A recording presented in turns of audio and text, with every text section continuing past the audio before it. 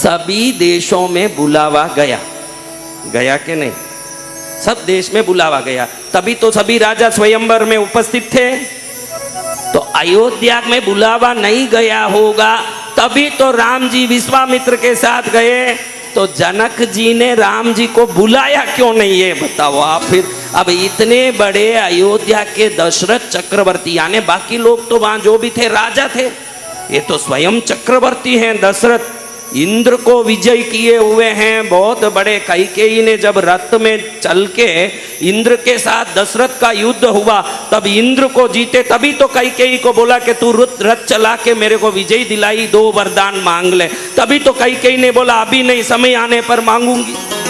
तो जो इंद्र को विजय करने वाले दशरथ जी के देश से बुलावा नहीं किया जनक जी ने, बाकी लोगों को कैसे बुला लिया भाई, ये बताओ, आप बताओ। कभी सोचा नहीं होगा ये बात, कभी किसी कथा में ये बात आती नहीं है कि भाई सब जगह बुलावा गया। रावण भी तो आया था, लंका तक पहुंच गई आमंत्रण, अयोध्या तक क्यों नहीं पहुंचा? अयोध्या मिथिला कितनी दूर है, आप जाओ अयोध्या, पास में ही आपको मिथिला देखने मिलेगी, बहुत दूर नहीं है, यही यूपी के ही सभी गांव हैं, आप देख के आओ कितना दूर है। फिर क्यों नहीं हुआ? आज एक लोक कथा आपको सुनाऊं कि क्यों नहीं बुलाया जनक जी ने। ये कथा रामायण में नहीं है, तुलसीदास जी ने नहीं लिखी, लेकिन कभी जिज्ञासा आती है तो पुराने किताब देखने पड़ते हैं ना कि जनक जी ने पूरे धरती के सभी राजा को बुलाया। दशरथ जी को कह सकते थे कि आपके पुत्रों को भेजो, मेरी बेटी का विवाह है, स्वयंवर होना चाहिए, क्यों नहीं बुलाया भाई? नहीं बुलाया, तभी तो विश्वामित्र के साथ पहुंचे तो जनक जी ने कहा कि आप ले आए, धन्य भाग मेरा। हुआ कि नहीं? एक बार ऐसा हुआ कि ऐसे जो जवान लड़के बैठे हैं ना, और इनको देखो, इनकी जवानी में और शादी हो जाए तो अलग ही शाइनिंग आता है मुंह पर। ऐसा ही एक नया लड़का, जैसे ही शादी हुई और थोड़े दिन में ससुराल गई, सावन के महीने में पत्नी, तो उसको लेने के लिए ससुराल जा रहा था। अब सज धज के जाएगा। मैंने एक बात जरूर देखा है, इसमें कोई बूढ़े हों, उनके सास ससुर मर भी गए हों, अभी साला भी गया हो, उसका बेटा ही बाकी हो, फिर भी ये उनको मिलने जाएंगे तो उस दिन जरूर शेविंग एविंग करके कुछ चमक के ही जाएंगे ये बूढ़े भी, क्योंकि मैं ससुराल जा रहा हूँ। ये इनको रहता है दिमाग में कि मैं ससुराल जा रहा हूँ, थोड़ा नाक ऊंचा करके ही जाते हैं कि नहीं? आप ही बोलो जो उम्र वाले बैठे हैं, भाई मैं ससुराल जा रहा हूँ। उस दिन तो ये देखो कितनी दाढ़ी लगा के बैठे हैं, इनको मालूम है कथा में जा रहा हूँ, दाढ़ी रहेगी, जितना भगत गिनाऊंगा, ससुराल जाऊंगा तो जितना दाढ़ी निकलेगी जमाई गिनाऊंगा, दोनों बात इनको पता है। सत्य वचन। हाँ, तो ये जा रहा था तो देखा कि घड़ी घड़ी देख रहा था, कपड़े तो बढ़िया हैं, ठन ठन है, कहीं बीच में कोई प्रकार का दाग धब्बा नहीं है, चेहरा भी सुंदर है, गहने अंगूठी पहने हुए थे, बड़े ठाठ से जा रहा था, क्योंकि पहली बार ससुराल जा रहा था। पहली बार कहाँ जा रहा था? ससुराल। तो देखा रास्ते में, पूरे रास्ते के बीचों बीच कीचड़ भरा हुआ है। क्या भरा हुआ है? कीचड़। इस कीचड़ में पैर लगाऊंगा तो जरूर मेरा पैजामा, मेरा कपड़ा सब कीचड़ उछलने से खराब हो जाएगा, और अब मैं तो यही पहन के जा रहा हूँ, दूसरे कपड़े या वस्तु कोई हाथ में सूटकेस तो है नहीं, और ऐसे जाऊंगा ससुराल में, लोग गांव के भी हंसेंगे, क्योंकि छोटे गांवों में घर का ही जमाई नहीं होता, पूरा गांव का वो जमाई होता। हमारे गांव के जमाई आए, दिल्ली में तो पड़ोसी को भी पड़ोसी कौन है मालूम नहीं पड़ता। दिल्ली के बड़े बंगलों में जो रहते हैं, गांव की जमाई तो दूर, पड़ोस में हम पूछे कि भाई मुन्ना लाल जी यहीं रहते हैं क्या, हमको पता नहीं कौन पास में रहते हैं, आप ही पूछ लीजिए। जिसको पड़ोसी का भी पता नहीं होगा, उसको परमात्मा का पता लगना तो बहुत ही मुश्किल है। फिर कब पता लगेगा राम जाने, उसको परमात्मा का पता कब लगेगा जिसको पड़ोसी का पता नहीं। उसको पता लगाने की रुचि नहीं, धन का घमंड आया है। क्या आया है? धन का घमंड। हाँ, बहुत अच्छा है कि छोटे गाँवों में जाओ, देखो छोटे गाँवों में कुत्ते आवारे घूम रहे हैं। छोटे गांवों में जाओ, आज भी हम छोटे गांवों में कथा करने जाते हैं, कुत्ते आवारे घूम रहे हैं, गायों को घर में बांध के तिलक लगा के घास डाल के पूजे जा रहे हैं। दिल्ली में देखता हूँ गायें आवारी घूम रही है ना, कुत्तों को घर में रख के हलवा खिला रहे हैं लोग। हे राम, यही बड़े गांव हैं। अब देखिए, मैं आपको बता रहा था, क्या बोल रहा था, बोलिए देखता हूं क्या कहानी बता रहा था। कीचड़ भरा हुआ, क्या भरा हुआ है? कीचड़। अब पैर रखूंगा तो क्या हो जाएगा महाराज? कपड़े खराब हो कपड़े खराब हो जाएंगे। कपड़े खराब हो जाए क्या करूं? देखा उस कीचड़ में ये गाय धंस गई है। क्या हो गई? गाय धंस गई। पूरे मुंह तक कीचड़ आ गया। अभी वो मरने वाली, क्योंकि सांस लेने तो कोई बाहर है नहीं, नाक यहाँ धंस गई, मरने वाली है। लेकिन जिंदी है ये, उसके हिलन चलन से मालूम पड़ रहा है, थोड़ा हिल रहा है, लेकिन मरने वाला ही है। इसने सोचा कि ये तो मरेगी, थोड़ी देर में तो धंस जाएगी, मरेगी, तो कम से कम इस पर चढ़ के जाऊंगा तो मैं कीचड़ से तो बच जाऊंगा। ध्यान रखना, अपने जीवन में अपनी सुरक्षा करना अपना धर्म है, लेकिन हरदम इस कथा से आप याद रखना, स्व सुरक्षा के चक्कर में दूसरों का अहित नहीं होना चाहिए, वही सच्चा सुरक्षा। अब स्वयं की सुरक्षा करो, जो वस्तु की अहित हो जाए फिर वो सुरक्षा नहीं है। हाँ? वो सुरक्षा ही सुरक्षा नहीं है, ये सुरक्षा एक असुरक्षा। अब इसने सोचा भाई मैं पहले ससुराल जा रहा हूं और कहीं कपड़े खराब ना हो, इससे अच्छे इस गाय पर पैर रख के लांगूंगा तो अगला पैर सीधा बाहर गिरेगा तो कीचड़ से बच जाऊंगा। इसलिए उधर से जोर से गाय पर कूदा, जो थोड़ा बहुत प्राण था उसमें, इसके कूदने से पूरी मर गई वो गाय।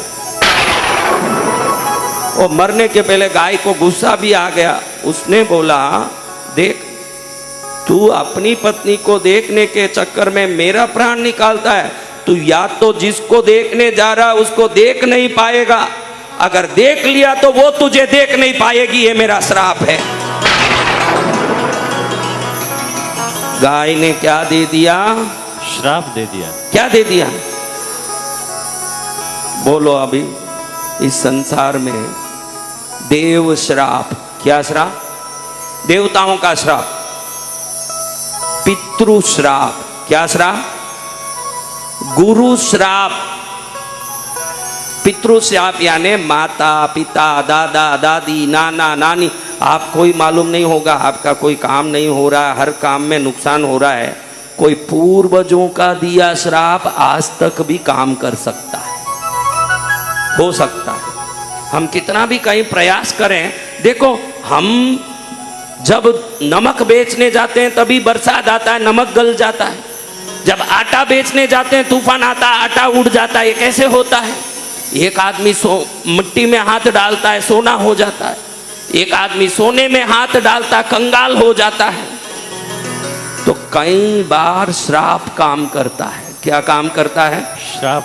आप भी ध्यान रखना, मैं एक अच्छा उपाय बताऊंगा, भले श्राप हो न हो, मैं ऐसे उपाय आपको बताऊंगा। श्राप हो तो निकल जाएगा, नहीं हो तो भी घर में पुण्य बढ़ेगा, ऐसा एक उपाय बताता हूं। लेकिन उपाय करना चाहिए तो बताऊं, खाली सुन सुन के बैठ जाएं तो उपाय करें तो बोलूं। चलो पहले अपन कहानी निपट लेते हैं, क्योंकि श्राप लगा हुआ आदमी तड़प रहा है, उसको वैसे ही छोड़ के अपनी उपाय में नहीं घुसना। अब इसने जैसे ही सुना कि मैं जाऊंगा तो या तो मैं उसको देख नहीं पाऊंगा, अगर मैं देख लिया तो वो जिंदी नहीं रहेगी। अब कौन जाएगा भाई ससुराल? लेकिन वापस जाऊं तो कैसे बिन पत्नी जाऊं? इस श्राप का क्या इलाज करूं? ससुराल तक पहुंच ही गया, लेकिन याद आया का दरवाजा खोल के वो सामने आ गई, या तो मैं देख नहीं पाऊंगा या वो देख नहीं पाएगी। पीठ दिखा के बैठ गया वहीं। ससुर जी बाहर आए, मन में सोचा कि जो दहेज देना था पूरा ही दिया, चेन भी दिया, अंगूठी भी दी, गाड़ी बंगला सब जो देना दिया, फिर ये यूं पीठ दिखा के क्यों बैठा है मेरा जमाई? इसको क्या गर्मी आई? हाँ जमाई जी अंदर आओ, सब सही है, कुछ आपको नाराजगी हो तो? नाराजगी नहीं, नाराजगी नहीं। अरे नाराजगी नहीं तो बाहर ऐसे क्यों बैठ गए हो? अरे ए शीला, शीला, जमाई जी आ गए, बेटी को बुलाएं। बेटी आ गई, बेटी देखे के पीठ दिखा के बैठा। जैसे ही वो ऐसे सामने आने की कोशिश करे, वो जिस दिशा में आवे वो पीछे मुड़े, इधर इधर घूमे उधर घूमे। अब ये सोचे कि बोलूं तो वो घबरा जाएगी, नहीं बोलूं तो भी कुछ अनिष्ट हो जाएगा, क्योंकि गौ श्राप लगा है, आज का श्राप नहीं। त्रेता युद्ध का श्राप की बात कर रहा हूं, त्रेता युद्ध का श्राप। आजकल तो बड़े बड़े पंडित भी श्राप दे दें तो कोई काम नहीं करता, क्योंकि पंडित जी आधे पंडित ही हैं, फिर श्राप कहां करने वाला काम। हाँ, अब देखिए ये हालत है। अब गाय को, श्राप को याद करते करते ऐसे घूमे, पत्नी को गुस्सा आ गया। पत्नी बोले, क्या आप यहां तक आके मुंह फिराते हो? या तो क्या गलती हुई बता दो, या तो आप आनंद से अंदर आओ, ये बाहर पूरा गांव तमाशा देख रहा है, क्या गांव को तमाशा दिखवाओगे? आओ।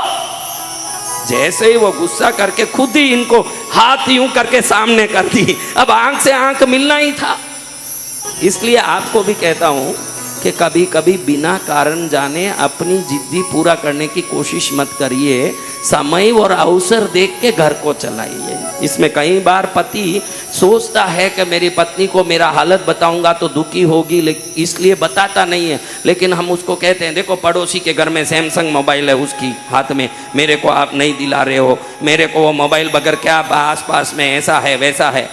हम हमारे परिवार की हालत जानना हो और व्यवस्था करना हो तो शांत रहेंगे तो पति स्वयं ही सब समझाएगा। लेकिन हम कई बार अपनी उद्दंडता से घर के हालत को बर्बाद कर देते हैं। मैंने तमिलनाडु में ऐसे ऐसे आदमी देखे हैं, पत्नियों के जबरदस्ती करने से गहने गांठे लोन में दूसरी उधारी लेके दिलाए हुए बाद में वो नहीं चुकाने के कारण फांसी खा के मर गए। तो थोड़ा हाँ, हमको भी सावधान तो रहना। अभी पत्नी ने जैसे ही पति को देखा, कहा था ना तू देख नहीं पाएगा, तो भी गाय दया वाली माँ होती है, उसके श्राप ने आधा काम ही किया। तू नहीं देखेगा यानी मरना चाहिए था ना, लेकिन मरा नहीं। वो श्राप आधा काम किया कि तू पत्नी को देखेगा या तो तू देख नहीं पाएगा या वो देख नहीं पाएगी। इसका आंख अंधा हो गया, उसको देखते ही क्या हो गया, अंधा हो गया। इसलिए कहता हूँ आपको कि श्राप न लगे किसी का। दिल्ली में देखता हूँ मैं एक आश्चर्य वाली बात, एक गाड़ी जा रही है, एक कार जा रही है, एक आदमी उसको थोड़ा उससे स्पीड आगे जाता है तो तुरंत ये रुक के उसको मारने लगता है और कुछ ना कुछ पीटने लगता है। गुस्सा आता है कई लोगों को, मेरे आगे ये कैसे जा सकता है। ऐसे भी कई बात में अहंकार और उद्दंडता होती है जीवन में। ये क्या उद्दंडता समझ नहीं आवे। अब ये अंधा हो गया। पत्नी तो जोर से चिल्लाए, हे प्रभु, अभी तो शादी हुई मेरे, अभी तो पति आए और इतने में अंधे हो गए, अब मैं कैसे टिकूंगी। जोर से चिल्लाई, मंदिर गई, वहां गई, दर्शन की, कुछ नहीं हुआ। फिर इसको लगा विदेह देश किसको कहते हैं, जहां राज करने वाले अपना देह का बाण छोड़ के आत्मचिंतन में रहते हैं। इसीलिए तो सीता का नाम वैदेही हुआ, जो सीता माँ है, विदेह देश की देवी थी। ऐसे विदेह राजा जनक जी से मैं न्याय मांगूंगी कि आपके राज्य में मेरे पति का आंख चले गया है, आप ही मुझे मेरे पति का आंख दिलाओ, आप राजा हो, हर प्रजा का सुख आपका कर्तव्य है। सीधे जनक राजा के दरबार में पहुंच गई। कहां पहुंच गई? जनक राजा के दरबार में पहुंच के शिकायत करने लगी, हे महाराज, आपके होते प्रजा सदा सुखी हैं और सबके घर में आनंद है। पूरा विदेह देश परिपूर्ण सुख से, धन से, वैभव से, आनंद से, मंगल से लबालब भरा हुआ है। मेरा पति बाहर से आया और अंधा हो गया। प्रभु, गाय का श्राप लग गया है। मैं मानती हूं उन्होंने अपराध किया, लेकिन आप राजा हैं तो प्रजा का सुख आपका धर्म है। आप मेरे पति को श्राप मुक्ति का उपाय बताएं, ये निवेदन करने में दरबार में आई हूं। जब तक वो श्राप मुक्त नहीं होंगे, ये बाहर मैं आप पर डालती हूं। पहले राजाओं को प्रजा का भार झेलना पड़ता था, वो जमाना था। आज देखो इलेक्शन में आ गए वोट मांगने, तो अगले इलेक्शन में उनका मुंह देख सकते हो। 5 साल मजा लें फिर। हाँ, अब ये देखो, जनक राजा सोचे पूरा देश खुशहाल, कोई लंगड़ा नहीं, कोई लूला नहीं। देखो देश में बीमारी आ रही है, देश में दुख आ रहा है, देश में परेशानी आ रही है। यथा राजा तथा प्रजा, राजा अत्याचारी होगा तो प्रजा को भी दुख आएगा। राजा सोचे मेरे देश में किसी को दुख नहीं है, मेरा देश ही सर्वोत्तम है, इसमें ये क्यों रो रही है, एक भी मेरा देश में रोना नहीं।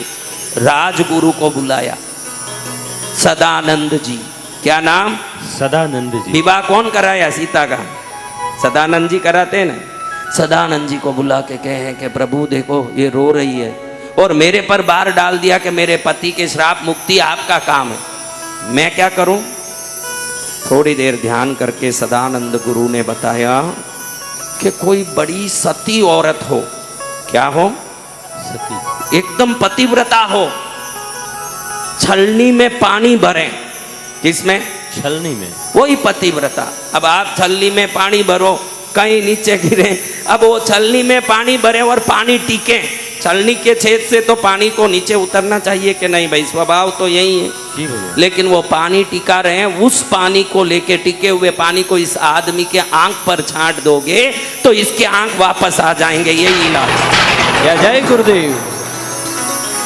राजा ने सोचा अब किस किस को बोलूं भाई, कि कोई सती आए पतिव्रता और इसको छलनी में पानी लाके आंख दें। इसने सोचा कि डंडोरा पिटाऊं कि इस ब्रह्मांड में कोई भी ऐसी सती आए वो ऐसे पानी भर के इसके आंख पर छाड़ दें ताकि मेरे ऊपर आया हुआ भार निकल जाए। समझा? अब इसने डंडोरा पिटवाया। डंडोरा सिर्फ मिथिला में नहीं, सिर्फ विदेह देश में नहीं, सब विश्व के सभी देशों में डंडोरे पीटे गए। वहां तक पत्र भेजे गए, उन राजाओं ने डंडोरा पीटा। डंडोरा अयोध्या में भी पिटाया गया। कहां पिटाया? अयोध्या देशवासियों सुनो, विदेह देश की एक माता के पति को आंख चले जाने से कोई पतिव्रता नारी छलनी में पानी भर के लाए, वो पानी नीचे ना गिरे, वैसी पतिव्रता उस जल को उसके आंख में छाटेगी तो उसका आंख आ जाएगा। विदेह देश में आज तक एक भी ना बीमार पड़ा ना अंगहीन हुआ। ऐसे देश में इस व्यक्ति को हुए दुख से मुक्त करने वालों को राजा आमंत्रित कर रहे हैं, जनक महाराजा। कौन आमंत्रित कर रहे हैं? जनक महाराजा। जनक महाराजा आमंत्रित कर रहे हैं। अब ऐसे ही समाचार पहुंचा तो दशरथ ने ये समाचार सुनते ही कौशल्या को पूछा। किसको पूछा? कौशल्या को। कौशल्या माता को पूछा कि देवी ऐसी कितनी पतिव्रताएं अपने इस राजमहल में हैं जो पानी लेके छलनी में खड़ी हो न पानी छेद से नीचे नहीं उतरे, वो कौन कौन है? किसने किससे पूछा? बोलो किसने किससे पूछा?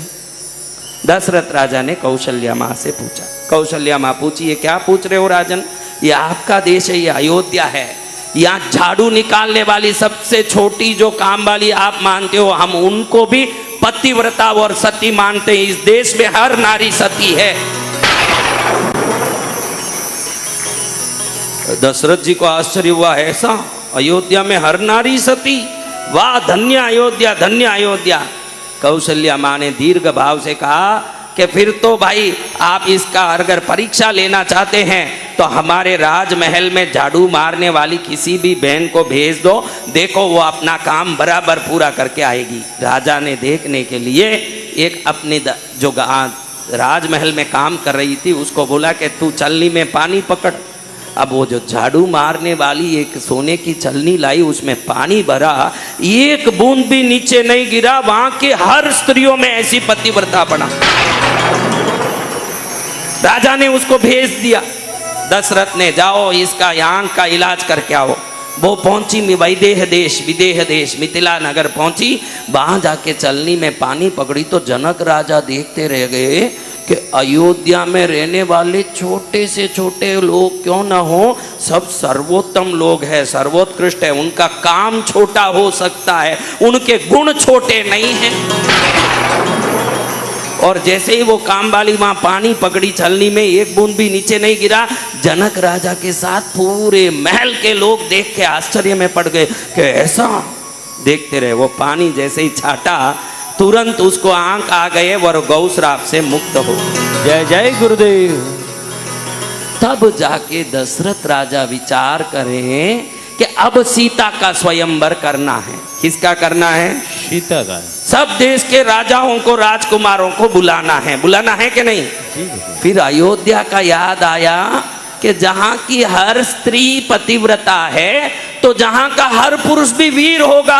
कोई भी आके शिव धनुष तोड़ दिया तो जरूरी नहीं कि राजकुमार होगा, वहां का झाड़ू मारने वाले में भी इतना पावर होगा। तो उस देश में किसी को भेजना नहीं निमंत्रण के लिए, वो एक देश रुक मेरे से बुलावे से रुका। वो एक देश में किसी को नहीं भेजेंगे, क्योंकि भेजेंगे वो ऐसा देश दिख रहा है जहां बड़ी बड़ी तपस्विनी नहीं, छोटी गली में झाड़ू मारने वाली भी पतिव्रता रहती है। जब गाढ़ गली में झाड़ू मारने वाली पतिव्रता होगी तो गली में झाड़ू मारने वाला भी बड़ा वीर होगा। फिर वो उसको भेज दिया, कहीं दशरथ राजा ने, वो आके शिव धनुष तोड़ दिया, कहीं मेरी बेटी का हाथ पकड़ने लगेगा तो मेरे लिए मुश्किल होगा। वीरों जाओ, सब जगह आमंत्रण दो, सिर्फ अयोध्या में आमंत्रण नहीं देना, क्योंकि वहां के हर प्रजा वीर है और हर स्त्री पतिव्रता है। जय जय गुरुदेव।